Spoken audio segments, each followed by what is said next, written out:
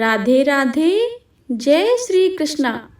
प्रिय श्रोताओं, आज बृहस्पतिवार के दिन आप सभी रसपान करेंगे बृहस्पति देव की बहुत ही दुर्लभ एवं पावन व्रत कथा का। आप सभी भक्ति भाव से इस कथा को पूरा अवश्य सुने और कमेंट बॉक्स में विष्णु भगवान की जय लिखना बिल्कुल भी मत भूलिएगा।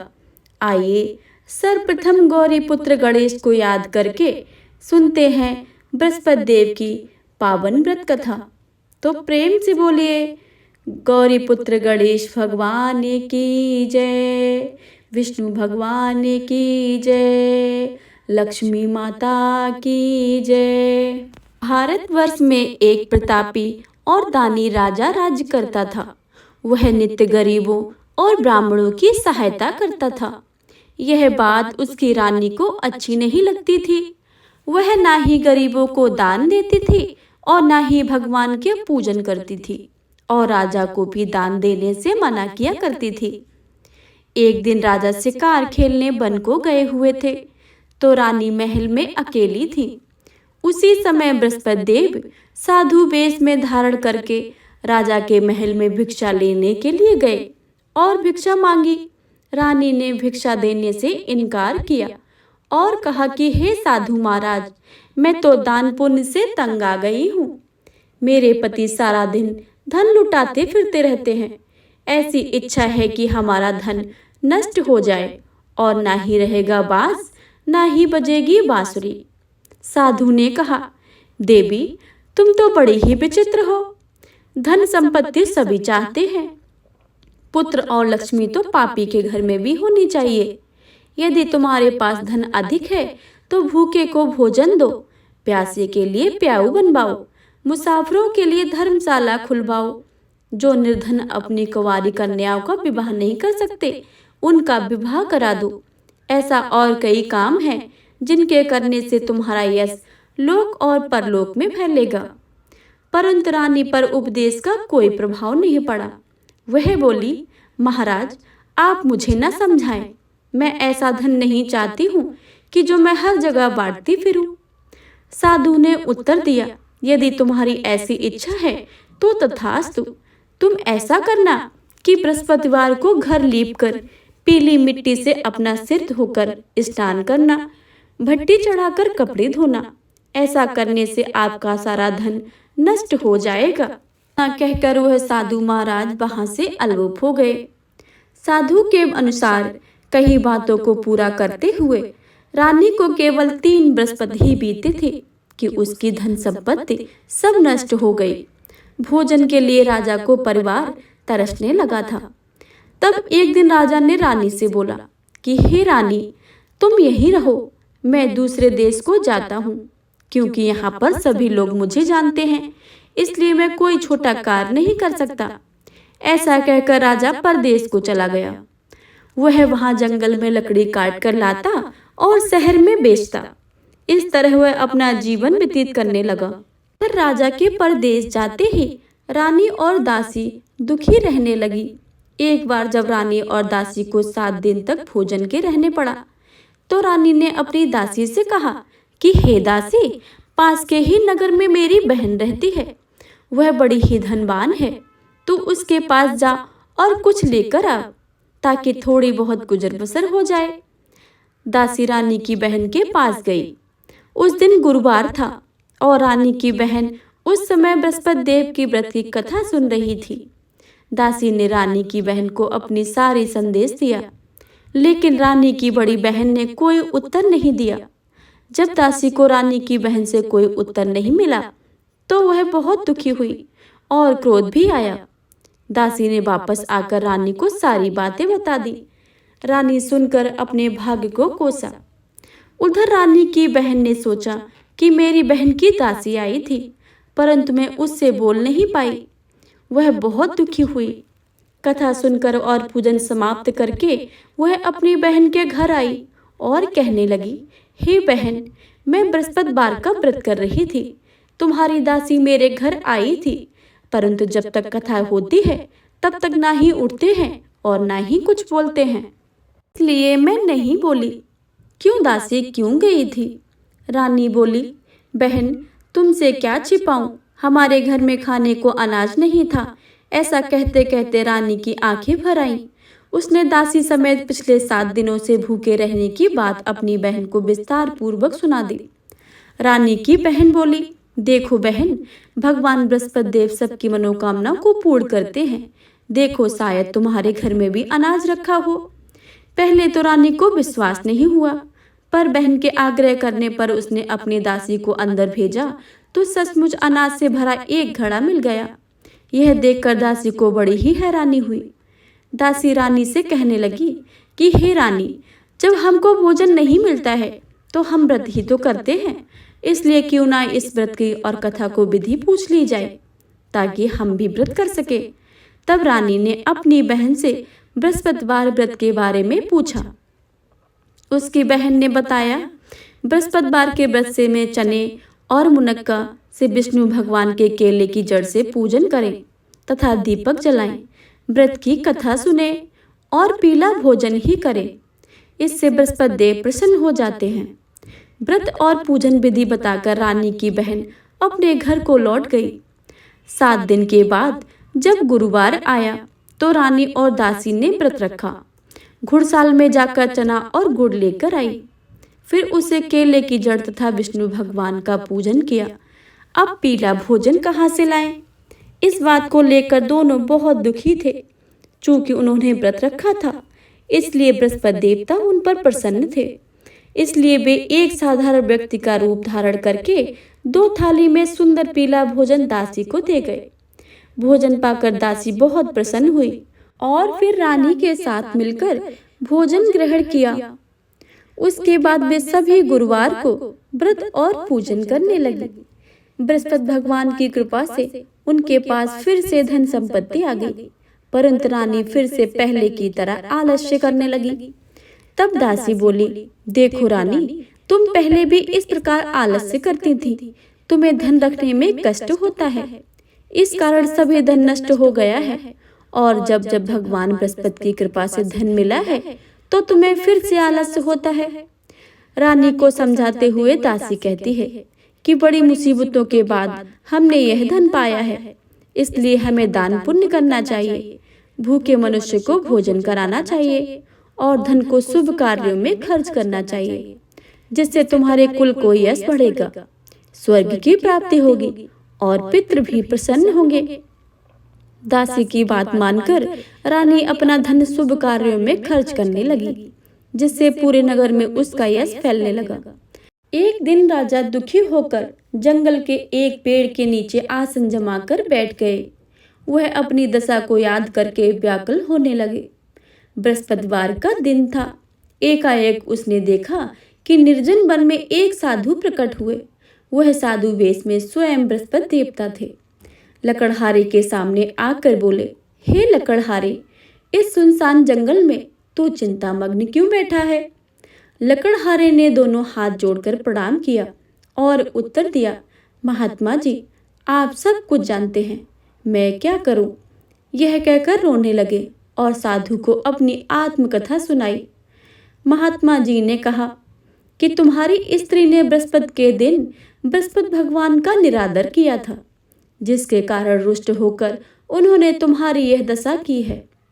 अब तुम चिंता को दूर करके मेरे कहने पर चलो, तुम्हारे सब कष्ट दूर हो जाएंगे और भगवान पहले से भी अधिक संपत्ति देंगे। तुम बृहस्पति के दिन व्रत किया करो। 2 पैसे के मुनक्के और चने लाकर उसका प्रसाद बनाओ और शुद्ध जल में लोटे में शक्कर मिलाकर अमृत तैयार करो। कथा के पश्चात अपने सारे परिवार को सुनने वाले प्रेमियों से अमृत को बांट कर और आप भी ग्रहण करो। ऐसा करने से भगवान तुम्हारी सब मनोकामनाएं पूरी कर देंगे। साधु के ऐसे वचन सुनकर लकड़हारा बोला, हे प्रभु, मुझे लकड़ी बेचकर इतना पैसा नहीं मिलता है जिससे भोजन के उपरांत कुछ बचा सकूं।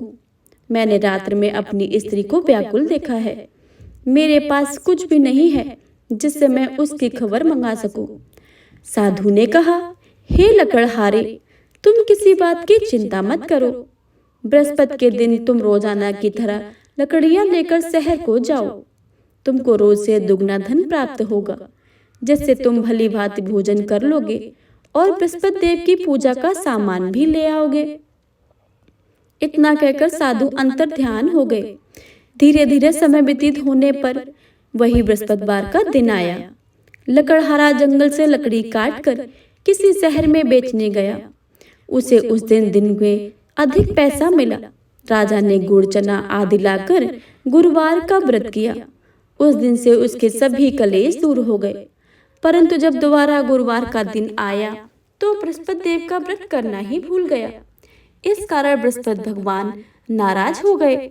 उस दिन उस नगर के राजा ने विशाल यज्ञ का आयोजन किया तथा शहर में यह घोषणा करवा दी कि कोई भी मनुष्य अपने घर में भोजन न बनाए, न ही आग जलाए। समस्त जनता मेरे यहाँ भोजन करने आए। इस आज्ञा को न मानने वाले उसे फांसी की सजा दी जाएगी। इस तरह की घोषणा संपूर्ण नगर में करवा दी गई। राजा की आज्ञा के अनुसार शहर के सभी लोग भोजन करने गए, लेकिन लकड़हारा कुछ देर में पहुंचा। इसलिए राजा उसको साथ अपने घर ले गए और ले जाकर भोजन करा रहे थे तो रानी की दृष्टि उस खूंटी पर पड़ी जहां उसका हार लटका हुआ था। वह वहां पर दिखाई नहीं दिया तो रानी ने निश्चय किया कि मेरा यह हार इस मनुष्य ने चुरा लिया है। उसी समय सिपाहियों को बुलाकर उसको कारागार में डलवा दिया।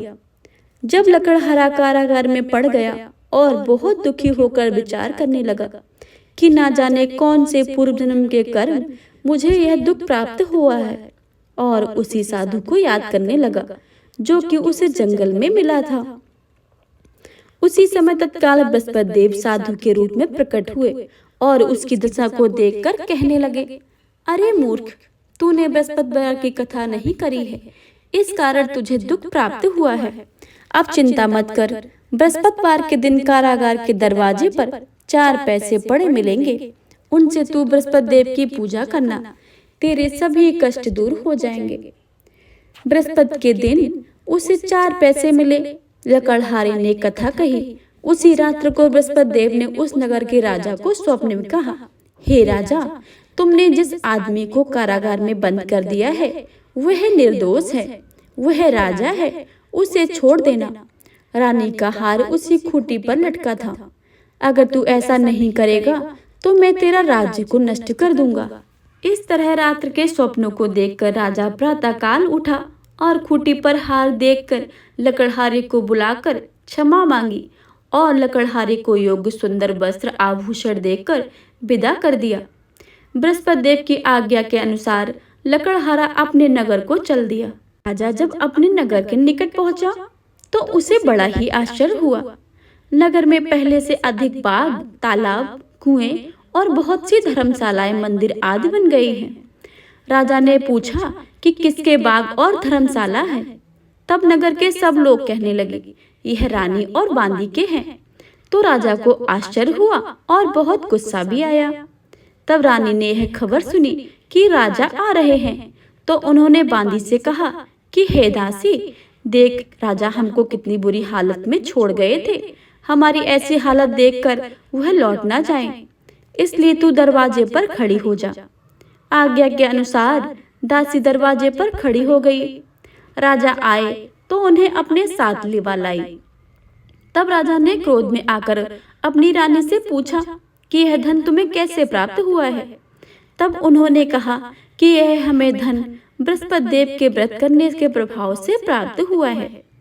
राजा ने निश्चय किया कि 7 रोज के बाद जो सभी बृहस्पति देव का पूजन करते हैं, परंतु मैं प्रतिदिन दिन में 3 बार कहानी कहूंगा, रोज व्रत किया करूंगा।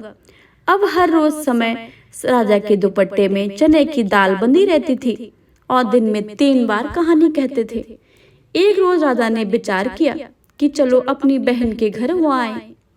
इस तरह निश्चय करके राजा घोड़े पर सवार होकर अपनी बहन के यहाँ को चलने लगा।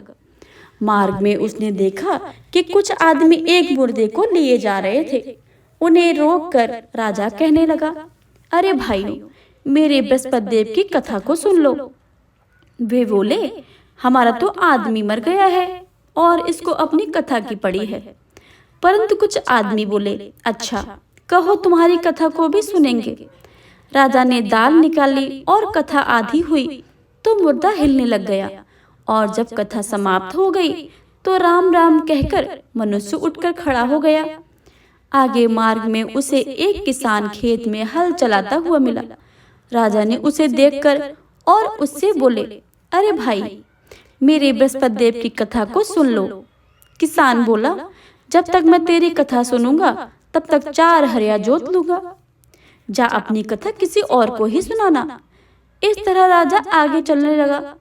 राजा के हटते ही बैल पछाड़ खाकर गिर गए और किसान के पेट में बड़ी जोर से दर्द होने लगा। उस समय उसकी माँ रोटी लेकर आई थी। उसने जब यह देखा तो अपने पुत्र से सारा हाल पूछा और बेटे ने भी सब हाल कह दिया। तो बुढ़िया माई दौड़ी दौड़ी उस घुड़सवार के पास गई और उससे बोली कि मैं तेरी कथा सुनूंगी, तू अपनी कथा मेरे खेत पर चलकर ही कहना। राजा ने बुढ़िया के खेत पर जाकर कथा कही, जिसके सुनते ही बैल उठ खड़े हुए और किसान के पेट का दर्द भी बंद हो गया। राजा अपनी बहन के घर पहुंचा। बहन ने भाई की खूब मेहमानी की। दूसरे रोज प्रातःकाल राजा जब जगा तो वह देखने लगा कि सब लोग भोजन कर रहे हैं। राजा ने अपनी बहन से कहा, ऐसा कोई मनुष्य है कि जिसने भोजन नहीं किया हो? मेरे बृहस्पतिवार की कथा को सुन ले। बहन बोली, हे भैया, यह ऐसा देश है कि पहले यहाँ लोग भोजन करते हैं, बाद में अन्य काम करते हैं। अगर कोई पड़ोस में है तो मैं देख आऊं। वह ऐसा कहकर देखने चली गई, परंतु उसे कोई ऐसा व्यक्ति नहीं मिला जिसने भोजन न किया हो। अतः वह एक कुमार के घर गई जिसका लड़का बीमार था। उसे मालूम हुआ कि उनके यहाँ 3 रोज से किसी ने भोजन नहीं किया है। रानी अपने भाई की कथा सुनने के लिए कुम्हार से यहाँ तैयार हो गया। राजा ने जाकर बृहस्पतिवार की कथा कही और जिसको सुनकर उसका लड़का ठीक हो गया। अब तो राजा की प्रशंसा होने लगी। एक रोज राजा ने अपनी बहन से कहा कि हे बहन, हम अपने घर को जाएंगे, तुम भी तैयार हो जाओ। राजा की बहन ने अपनी सास से कहा। सास ने कहा कि हाँ चली जा, परंतु अपने लड़के को मत ले जाना, क्योंकि तेरे भाई की कोई औलाद नहीं है। बहन ने अपने भैया से कहा, हे भैया, मैं तो चलूंगी पर मेरा बालक नहीं जाएगा। राजा बोला, जब बालक नहीं जाएगा तो तू भी क्या करेगी? बड़े दुखी मन से राजा अपने नगर को लौट आया। राजा ने अपनी रानी से कहा, हम निर्वंशी हैं, हमारा मुंह देखने का धर्म नहीं है और कुछ भोजन आदि नहीं किया। रानी बोली, हे प्रभु, बृहस्पति देव ने हमें सब कुछ दिया है और हमें औलाद भी अवश्य ही देंगे। उसी रात को बृहस्पति देव ने राजा के स्वप्न में कहा, हे राजा, उठ, सभी सोच त्याग दे, तेरी रानी गर्भ से है। राजा की यह बात सुनकर बहुत ही बड़ी खुशी हुई। 90 महीने में उसके गर्भ में एक सुंदर पुत्र पैदा हुआ। तब राजा बोला, हे रानी, स्त्री बिना भोजन के रह सकती है, पर बिना कहे नहीं रह सकती है। जब मेरी बहन आए तो तुम उससे कुछ मत कहना। रानी ने सुनकर हाँ कर दिया। जब राजा की बहन ने शुभ समाचार सुना तो वह बहुत खुशी हुई और बधाई लेकर अपने भाई के घर आई। तभी रानी ने कहा, घोड़ा चढ़कर तो नहीं आई, गधा चढ़ी आई है। राजा की बहन बोली, भाभी, मैं इस प्रकार न कहती तो तुम्हें औलाद कैसे प्राप्त होती? बृहस्पति देव ऐसे ही हैं, जैसी जिसकी मन में कामनाएं होती हैं सभी को पूर्ण करते हैं। जो सद्भावना पूर्वक बृहस्पतिवार का व्रत करते हैं एवं कथा को पढ़ते हैं अथवा सुनते हैं, दूसरे को सुनाते हैं, बृहस्पति देव उसकी सभी मनोकामना पूर्ण करते हैं। प्रेम से बोलिए, बृहस्पति भगवान की जय, विष्णु भगवान की जय। बृहस्पति देव की आरती। जय बृहस्पति देवा, ओम जय बृहस्पति देवा, छिन्न छिन्न भोग लगाऊं, कंदली फल मेवा। ओम जय बृहस्पति देवा, तुम पूर्ण परमात्मा, तुम अंतर्यामी, जगत पिता जगदीश्वर तुम सबके स्वामी। ओम जय बृहस्पति देवा। चरणामृत निज निर्मल सब पातक हरता। सकल मनोरथ दायक कृपा करो भरता। ओम जय बृहस्पति देवा। तन मन धन अर्पण करे जो जन शरण पड़े।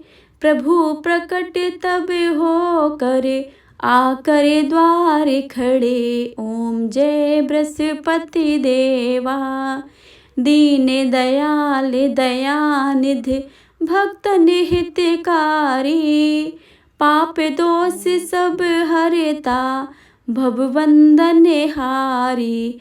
ओम जय बृहस्पति देवा। सकल मनोरथ दायक सब संशय हारो। विषय विकार मिटाओ संतन सुखकारी। ओम जय बृहस्पति देवा।